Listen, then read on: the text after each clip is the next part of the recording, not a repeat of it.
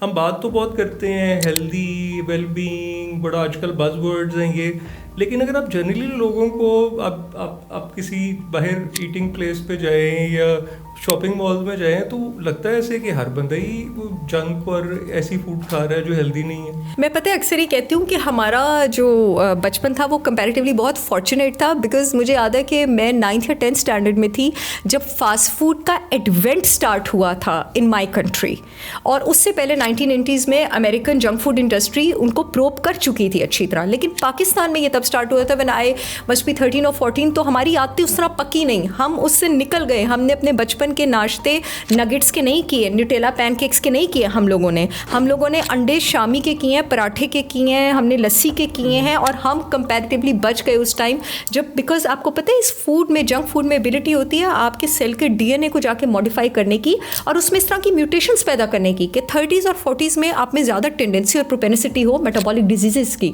Diabetes की, cholesterol की, blood pressure की। हम लोग बच गए कंपैरेटिवली बिकॉज हम 20s में थे जब जंक फूड। अब की जो जनरेशन है, मैं कहती हूँ things are very difficult for them.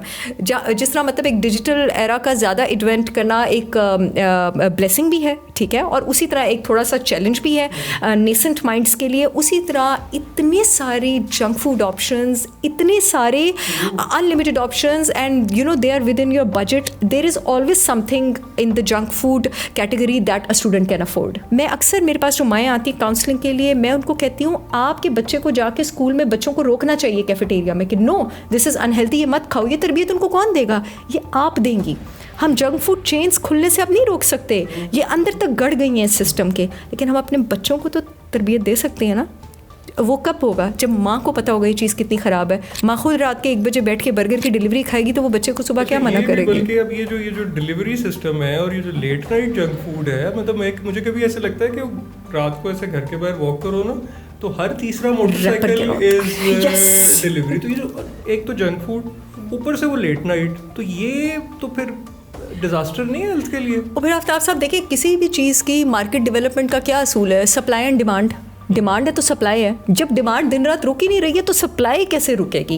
And the marketing industry is so insane. I think मेरे ख्याल से बहुत सारे कॉर्पोरेट जॉइंट्स और सबके जो सबसे बड़े कोलैबोरेटर्स हैं वो जंक फूड इंडस्ट्रीज हैं, and this just can't go away. Let's be realistic.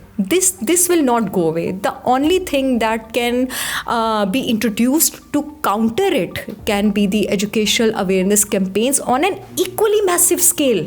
मतलब जितनी बड़ी एडवर्टिजमेंट कोल्ड ड्रिंक की हो रही है ना, उतनी बड़ी एडवर्टिजमेंट जंक फूड की हेल्थ हैजर्ड्स की होगी ना, तो ये जाके बात रुकना शुरू हो गई तब।